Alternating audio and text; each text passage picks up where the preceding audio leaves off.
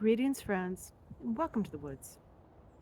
I wanted to share today the first level of basic divination that many people practice, some without realizing it.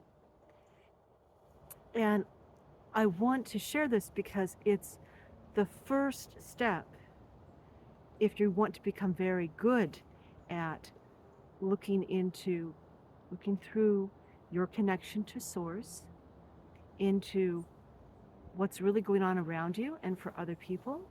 If you want to see past the surface level reality or past what people are saying, what you can observe and see what's underneath it,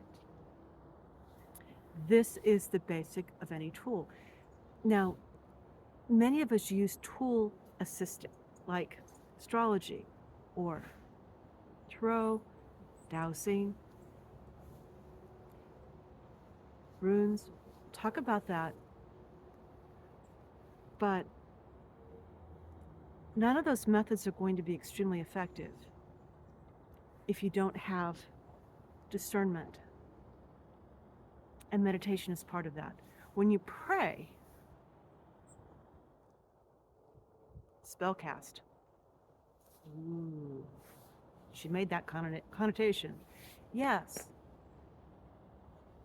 the religions pray, they send energy, or they make a request to the divine force.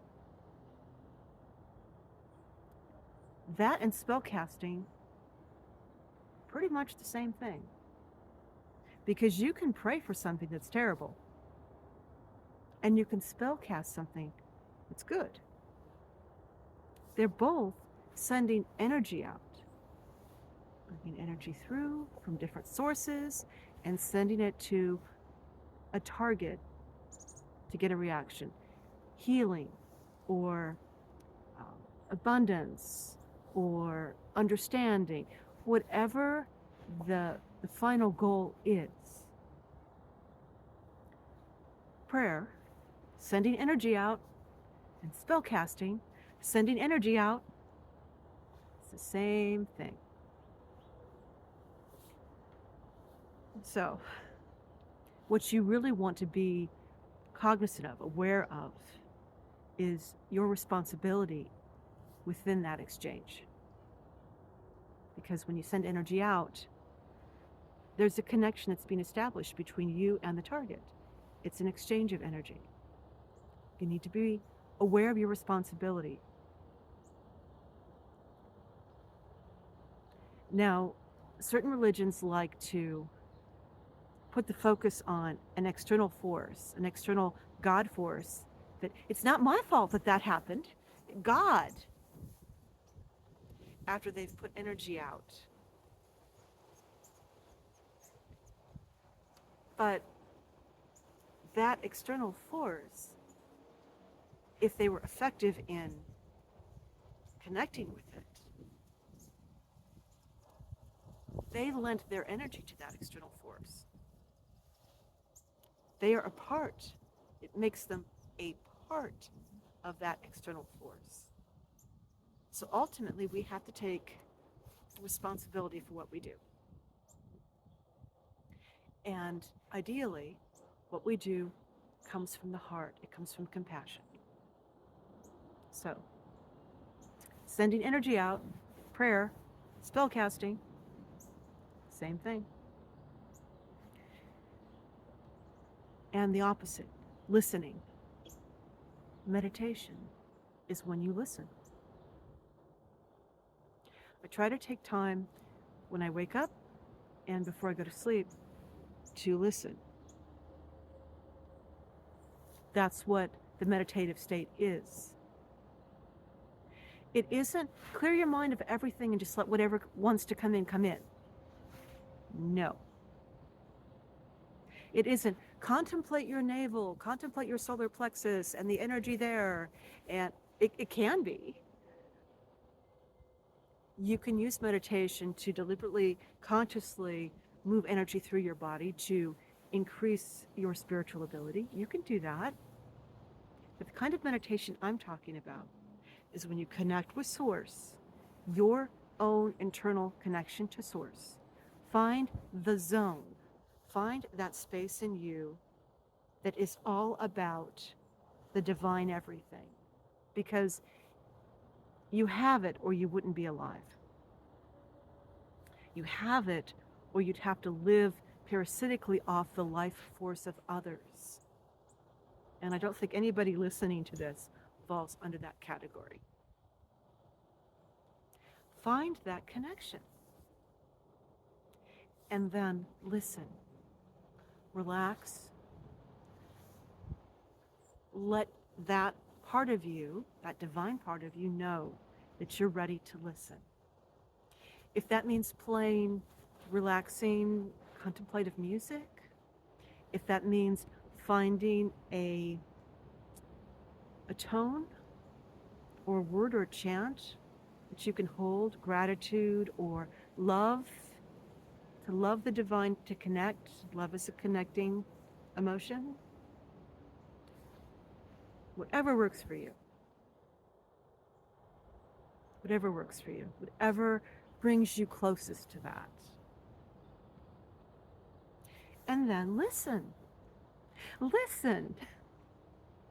Because that's all divination is, with the one addition. With divination, you're adding a question. You're opening to your connection to source, and then you add a question. And sometimes it's difficult, especially when you're dealing with a tense emotional situation that's in process, where the energies are shifting, it's in process.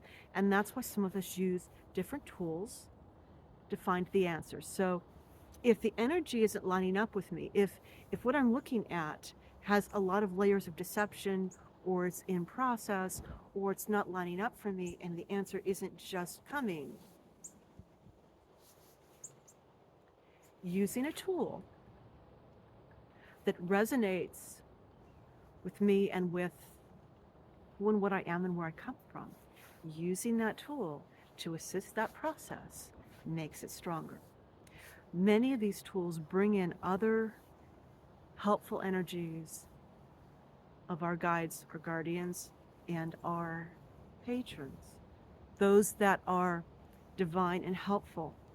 It aligns us with them, and it allows them to communicate with us and bring through more insight. And to reiterate, having a conversation with non-corporeal beings, whether they're dragons or ancestors or God forms or angels, don't care. It's not the same as channeling. You can have a conversation with somebody who's passed over and not channel. Channel is when you step out and they speak to someone else through you. Big difference. Let's stop confusing those two terms, please. I keep hearing it. Let's use our English correctly and say what we really mean. Okay? Having a conversation with the non-corporeal is no more dangerous than having a conversation with another human in the flesh.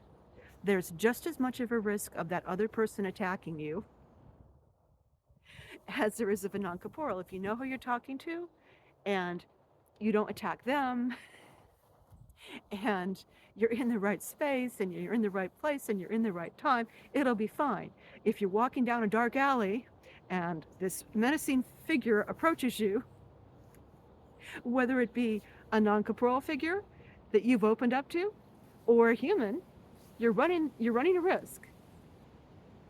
We can't be biased against people who are on fourth and fifth and other dimensional realities, because very soon we're going to be sharing space with them. So communicating with them now is not a bad thing. And those who intend to learn how to move through the dimensions as our planet approaches a higher vibratory state need to learn how to communicate through the dimensions. Stop with the channeling nonsense. It's not the same thing. It's communication, and communication's a good thing. So again, meditation is when you listen. You can put your question out if you have a question, and you listen. And it's been able to find that space within you, the zone, that allows you to hear. Thank you for spending time with me. More on this later, and welcome to the woods.